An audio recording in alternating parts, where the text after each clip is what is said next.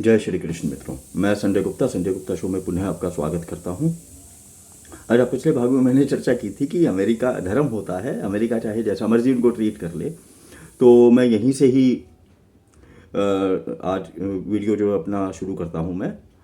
बस 2 मिनट का टाइम लूँगा मैं आपका। मैक्रो, आपको पता होगा कि यूएन की जो समिट है वहाँ पे मैक्रो भी गया था, और इधर न्यूयॉर्क में, और इधर जो है वो ट्रंप भी वहाँ पे पहुँच रहा था। हालांकि ट्रंप की भी जो है वो इंसल्ट हुई है, बट ट्रंप ने जब वो जा रहा था तो जाते हुए उसने सारे रास्ते अपने जो है वो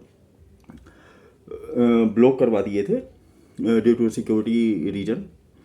तो वहाँ पे मैक्रो जो है वो भी फंस गया था, जबकि प्रोटोकॉल के अनुसार या शिष्टाचार या कुछ भी कहिए उसके अनुसार एक राष्ट्र का राष्ट्राध्यक्ष आ रहा है तो कुछ नॉर्म्स भी होते हैं, बट उनको जो है वो फ्री पैसेज नहीं दिया गया मैक्रो को, जो फ्रांस का राष्ट्रपति है। और उसको आगे जो है अपना रास्ता पैदल ही चल के उसने कवर किया, और उसने उसके लिए कोई कंप्लेंट या कोई शिकायत वगैरह कुछ नहीं किया उसने। ठीक है। और ये बात अलग है कि वो जब यूएन में वो अपना भाषण देने आए तो प्रॉम्प्टर बंद हो गया था। तो उनको भी समझ में आ रहा है कि ट्रंप जो है वो नाम ट्रंप कार्ड नहीं है वो, तो बस सरनेम ही ट्रंप है। और इसके अलावा जो है वो जब वो एस्केलेटर पे जा रहा था, तो जाते हुए भी जो है वो एस्केलेटर, जैसे ही वो एस्केलेटर पे एंटर करते हैं दोनों, तो एस्केलेटर जो है वो बंद हो जाता है, ट्रंप और ट्रंप की वाइफ। अच्छा, थोड़ा सा आपने भी देखा होगा कि जो सोनम लद्दाख में लेह में जो इन्होंने किया है, सोनम वांगचुक, आप लोग भी जानते होंगे इसको। ये हमारा जो थ्री इडियट मूवी है, जब ये एमओयू साइन हुआ था 2008 में, और 2009 में जो है वो थ्री इडियट आई है, तो किस तरह से ये लोग जो है वो अपने बंदों को प्लांट करते हैं, येन केन प्रकारेण। ठीक। तो वो भी हम लोगों ने देखा है, और किस तरह से जो है वो गरीबी ये लोग बेचते हैं नेसेसरी, जबकि उसका फादर जो है वो एक पार्लियामेंटेरियन भी रहा है, और इंडियन आर्मी में भी उसने जो है वो एज ए ऑफिसर जो है वो अपनी जो सेवा है वो दी है। तो ये अच्छी बात है, बट गरीबी अननेसेसरी किसी को गरीब दिखाना और उसको बताना, और किस तरह से अच्छा, एक बात और बताइए आप। अगर मान लीजिए मैं गरीब हूँ और किसी अमीर के नाम पे अगर मैं डिग्री लेने के लिए मैं जाता हूँ, मैं ठीक है, अपना नाम भी मैं सब कुछ मैं अपना गलत बताता हूँ, तो वो यदि देखा जाए तो ये चीज़ सही है क्या? मेरे विचार से तो नहीं ही है। ठीक। और उसने जो है वो किस तरह से विदेशी फंडिंग के ऊपर ये लोग जीते हैं ये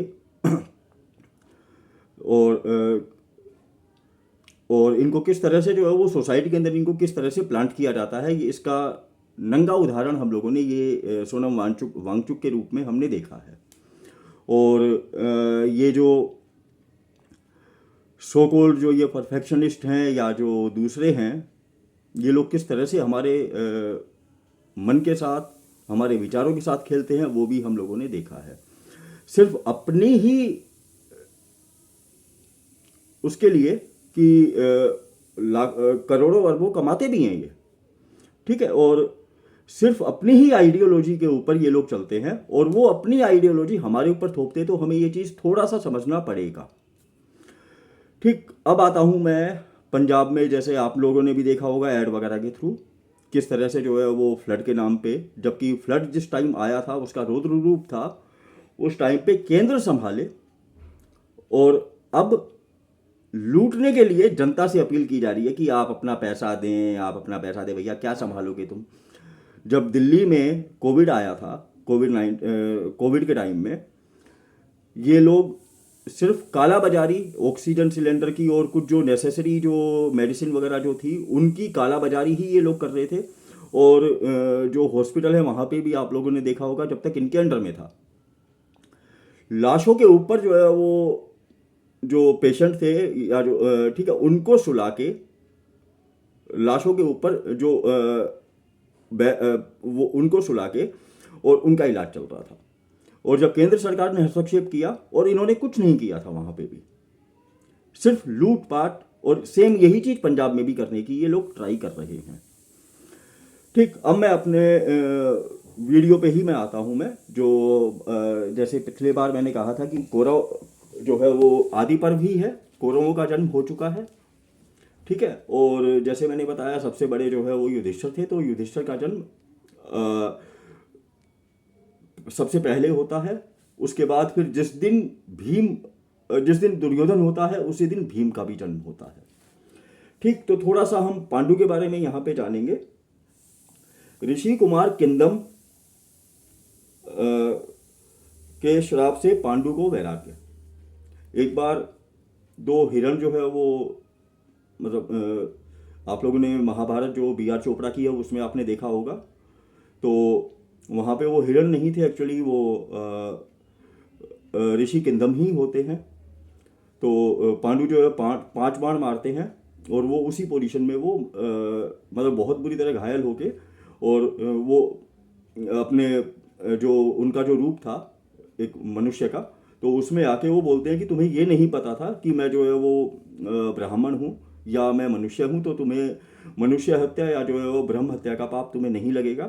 पर जिस दिन तुम अपनी पत्नी के साथ लाइक संभोग की करने की तो उसी समय तुम्हारी मृत्यु हो जाएगी, उस अवस्था में आओगे तो ये जब श्राप मिलता है पांडु को, तो उनके मन में वैराग्य आता है। जाके अपनी पत्नियों को बताते हैं, तो वो कहती हैं कि ठीक है, अब जैसा भी है, अच्छा या बुरा जो भी होता है साथ ही भुगतते हैं। आजकल थोड़ा सा अलग हो गया है, अच्छा है तब तक साथ हैं, जैसे ही बुरा टाइम आया छोड़ के निकल लो, क्योंकि टेस्ट ड्राइव ठीक है। तो उसके बाद एक बार पांडु जो वैशंपायन जी ही बता रहे हैं जन्मेजय को, और वैशंपायन जो है वो जो ऋषि वैशंपायन जो ऋषि हैं वो वेदव्यास जी हैं, उनके शिष्य हैं वो। तो अमावस्या की वैशंपायन जी कहते हैं जन्मेजय अमावस्या की तिथि थी, बड़े बड़े ऋषि मुनि ब्रह्मा जी के दर्शन के लिए ब्रह्मलोक की यात्रा को जा रहे थे। तो पांडु ने उनको देखा, तो उन्होंने बताया कि हम लोग जो है वो वहाँ पे जा रहे हैं ब्रह्मलोक में, और वहाँ पे कुछ भी नहीं होता, केवल हवा ही प्रवेश करती है, और स्वर्ग की तरह वो स्थान जो है वो बिल्कुल निर्जन है, और परंतु असीम वहाँ पे शांति होती है। तो हम वहाँ पे जा रहे हैं ब्रह्मा जी के दर्शन के लिए। तो वो कहते हैं कि मैं भी जाऊँगा, तो अपनी पत्नियों के साथ, तो उनको मना कर देते हैं वो कि बड़ा ही दुर्गम स्थल है। तो वो कहते हैं कि मेरे बच्चे नहीं है, इस वजह से तुम मुझे मना कर रहे हो, इस कारण से तो मैं समझता हूँ कि मेरे लिए मैं संतानहीन हूँ, तो मेरे लिए स्वर्ग आदि के द्वार बंद हैं। तो उसके बाद फिर उनके मन में जो है वो संतान की इच्छा जन्म लेती है कि मेरे भी पुत्र हों, और जो उनकी धर्मपत्नी है कुंती, तो उससे कुंती से वो बोलते हैं कि तुम संतानोत्पत्ति के लिए प्रयत्न करो। तो कुंती बोलती है कि आर्यपुत्र, जब मैं छोटी थी तो एक बार महर्षि जो दुर्वासा हैं वो मेरी सेवा से प्रसन्न हुए, और उन्होंने मुझे बोला कि जब भी तुम जो है वो किसी देवता का आह्वान करोगी पुत्र प्राप्ति के लिए, और उन्होंने एक मंत्र भी बताया उसके लिए, तो वो चाहे या ना चाहे वो तुम्हारे अधीन होकर तुम्हें संतान तो देगा ही वो। तो बताइए मैं किस देवता का आह्वान करूं? तो वो कहते हैं धर्मराज का आह्वान करो सबसे पहले। तो धर्मराज का आह्वान होता है। तो कुंती से वो पूछते हैं कि क्या चाहिए तुम्हें धर्मराज? तो कुंती मुस्कुराकर बोलती है कि मुझे पुत्र चाहिए। तदनंतर योग रूप मूर्तिधारी धर्मराज के संयोग से कुंती को गर्भ रहता है, और समय आने पर पुत्र होता है या पुत्र हुआ। उसके जन्म के समय शुक्ल पक्ष पंचमी तिथि, ज्येष्ठा नक्षत्र और अभिजीत मुहूर्त था। सूर्य था तुला राशि पर, जन्म होती है आकाशवाणी होती है, यह बालक धर्मात्मा मनुष्यों में श्रेष्ठ होगा, यह सत्यवादी एवं सच्चा तो होगा ही, सारी पृथ्वी पर शासन भी करेगा। पांडु के इस पुत्र का नाम होगा युधिष्ठिर, और वह तीनों लोक में बड़ा यशस्वी होगा। ठीक, युधिष्ठिर का यहाँ पे जन्म हो जाता है। कुछ दिनों के बाद राजा पांडु ने कुंती से फिर कहा, प्रिय क्षत्रिय जाति बल प्रधान है, केवल धर्म सत्य इस सबसे कुछ नहीं होगा। तो ऐसे देवता का आह्वान करो जो बलवान हो। तब पति की आज्ञा पाकर कुंती ने वायुदेव का आह्वान किया। वायुदेव आते हैं और महाबली वायुदेव हिरण पर सवार होकर आते हैं। कुंती की प्रार्थना से उनके द्वारा भयंकर पराक्रमी एवं अतिशय बलशाली भीमसेन का जन्म हुआ। उस समय भी आकाशवाणी हुई, यह पुत्र बलवानों में शिरोमणि होगा। जन्मेजय भीमसेन के जन्म होते ही एक बड़ी विचित्र घटना घटी। भीमसेन अपनी माता की गोदी में था और इतने में एक बाघ आया। उससे सोए हुए थे एक्चुअली भीम। तो बाघ आया, बाघ से डर के कुंती जो है वो अपने पुत्र को कब होता है वो गोदी में से गिर गया, परंतु कोई होश नहीं था और कुंती जो है वो डर के भाग गई। और अचानक से जिस चट्टान पे वो गिरा उसके 100 टुकड़े हो गए, सैकड़ों टुकड़े हो गए सॉरी। और चट्टान के सैकड़ों टुकड़े देखकर राजा पांडु चकित हो गए। जिस दिन भीमसेन का जन्म हुआ उसी दिन दुर्योधन का भी जन्म हुआ। अब पांडु को चिंता हुई कि मुझे एक ऐसा पुत्र हो जो संसार में सर्वश्रेष्ठ माना जाए।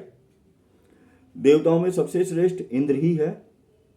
यदि वे किसी प्रकार संतुष्ट हो जाएं तो मुझे सर्वश्रेष्ठ पुत्र का वरदान का दान मिल सकता है। ऐसा विचार करके उन्होंने कुंती को 1 वर्ष तक व्रत करने की आज्ञा दी। वे स्वयं सूर्य के सामने एक पैर पर खड़े हो गए और बड़ी एकाग्रता के साथ उग्र तप करने लगे। और उनकी तपस्या से प्रसन्न होकर इंद्र प्रकट हुए और बोले, तुम्हें मैं एक विश्वविख्यात ब्राह्मण, गो एवं सुहृदयों का सेवक तथा शत्रुओं को संताप देने वाला श्रेष्ठ पुत्र दूंगा। इसके बाद पांडु ने कुंती से कहा, प्रिया, मैंने देवराज इंद्र को से वर प्राप्त कर लिया है। अब तुम पुत्र के लिए उनका आह्वान करो। कुंती ने वैसा ही किया। तब देवराज इंद्र प्रकट हुए और उन्होंने अर्जुन को उत्पन्न किया। अर्जुन के जन्म के समय आकाशवाणी हुई। आपने अपने गंभीर स्वर में आकाश को निनादित करते हुए आकाशवाणी ने कहा, कुंती, यह बालक कार्तवीर्य अर्जुन और भगवान शंकर के समान पराक्रमी तथा इंद्र के समान अपराजित होकर तुम्हारा यश बढ़ाएगा। जैसे विष्णु ने अपनी माता अदिति को प्रसन्न किया, वैसे ही यह तुम्हें प्रसन्न करेगा। यह बहुत से सामंतों और राजाओं पर विजय प्राप्त करेगा और स्वयं भगवान रुद्र भी इसके पराक्रम से प्रसन्न होकर इसे अस्त्र दान करेंगे। यह इंद्र की आज्ञा से निवात कवच नामक असुर को मारेगा और सारे दिव्य अस्त्र शस्त्रों को प्राप्त करेगा। यह आकाशवाणी सुनकर कुंती ही नहीं, आश्रम वासियों और समस्त प्राणियों ने भी सुनी।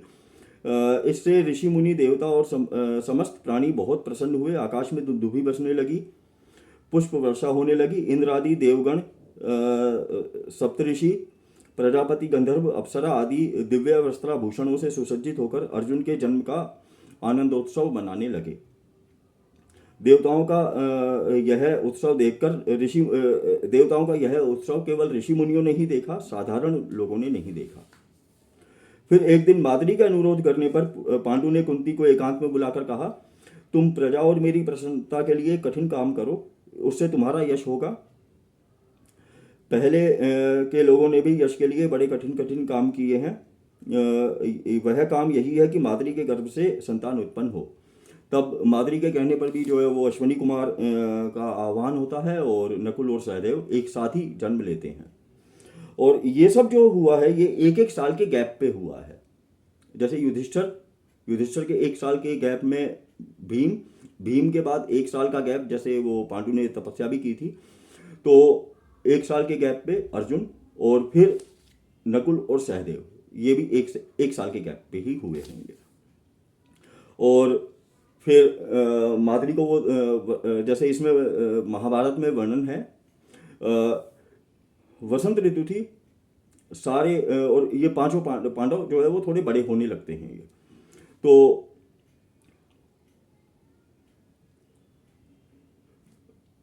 वसंत ऋतु थी, बड़े सारे वृक्ष पुष्पों से लदे हुए थे और अचानक से वो माद्री और पांडु दोनों टहल रहे होते हैं। तो वहाँ पे अचानक एक मतलब आप समझ आइए। तो वो माद्री को वो पांडु जो है वो पकड़ लेता है, और पकड़ने के बाद जो वो मतलब जब उस प्रोसेस के समय वो पहुंचते हैं तो उसी टाइम उनकी मृत्यु हो जाती है। और मृत्यु के बाद फिर जो है वो, अब मैं ज़्यादा टाइम नहीं लूँगा, हस्तिनापुर में कुंती और पांडवों का आगमन होता है, और वहाँ पे ही पांडु जो है उनका अंत्येष्टि क्रिया हो जाती है, और वो पंचतत्व में विलीन हो जाते हैं। इसी के साथ में आज का जो प्रकरण है वो मैं यहीं समाप्त करता हूँ। और यदि आपको ये मेरी प्रस्तुति पसंद आ रही है तो कृपया इसे लाइक, शेयर और सब्सक्राइब करें। आपका लाइक और कमेंट भी करें। आपके कमेंट और लाइक से मेरा थोड़ा सा मनोबल भी बढ़ता है, तो कृपया लाइक, शेयर या सब्सक्राइब अवश्य करें। और इसी के साथ जय श्री कृष्ण।